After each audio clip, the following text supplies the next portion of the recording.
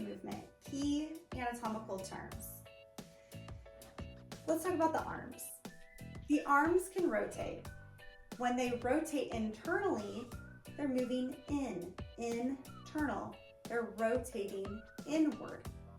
When they rotate externally, they're moving out, external, outside. Internal rotation, rotating inward towards the body. External rotation, rotating externally away from the body. Flexion and extension. We all know the flex. So flexion at the elbows is that flex we all know, and extension is lengthening. With the arms, flexion could be moving the arms overhead, and extension, the arms come behind and find length. Let's talk about the shoulders.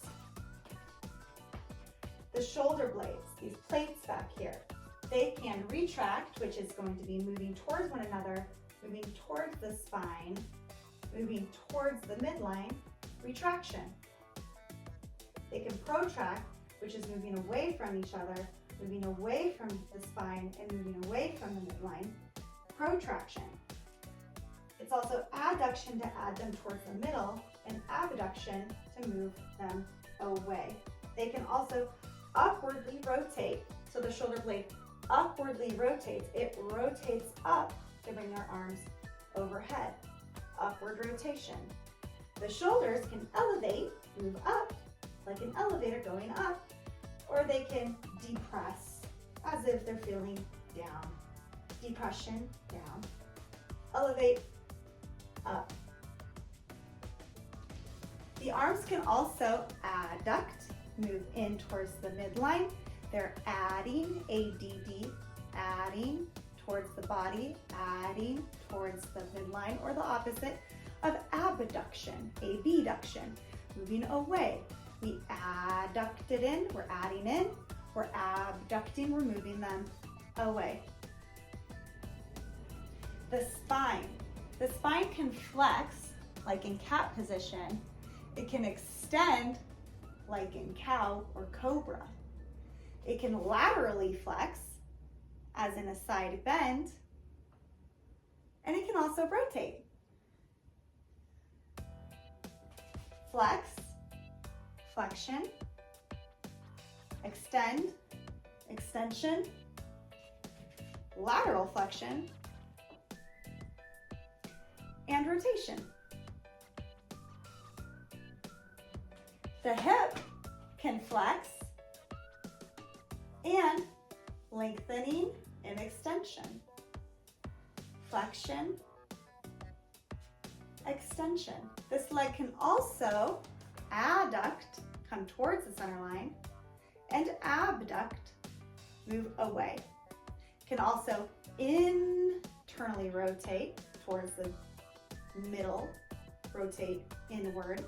It can also externally rotate, outside, rotate away. Anterior and posterior tilt of the pelvis. Anterior, we're overemphasizing that natural curve of the back. We're sticking our butt out. That's an anterior pelvic tilt. Posterior, we remove the natural curve of the back.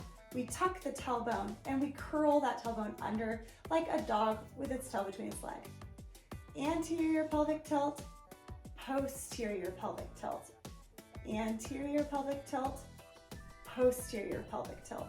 Sometimes we refer to the forward gait of the shoulders. Forward rotation is this forward gait or this sort of hunching position.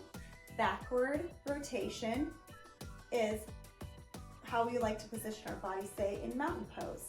So it's the opening of the shoulder region and the chest. Forward rotation, backward rotation, forward rotation, backward rotation. Our foot can plantar flex and dorsiflex. Plantar flex is pointing. P and P, plantar, point. Plantar flex, dorsiflex. Plantar flex, dorsiflex.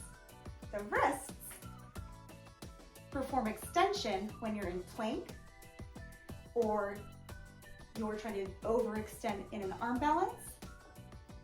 And a lot of those grounded poses, like tabletop position, and even a little bit in downward facing dog.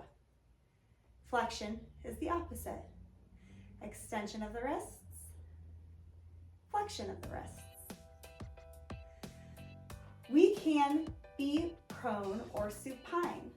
When we are prone, we are laying down on our bellies to the ground. And when we are supine, like in corpse pose or shavasana, then we're laying with our backside to the ground and our bellies to the sky. Same with our arms, they can be prone, so that's going to be their palms, the belly, think of it as the belly of the arm, down, pronation, or supination, supine supination, belly up. So if our arms were our bodies, this is like your head and your belly in shavasana, supination or supine, pronation, supination, pronation.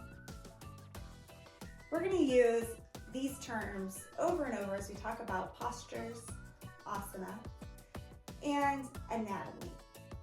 So they'll become more and more familiar as we go.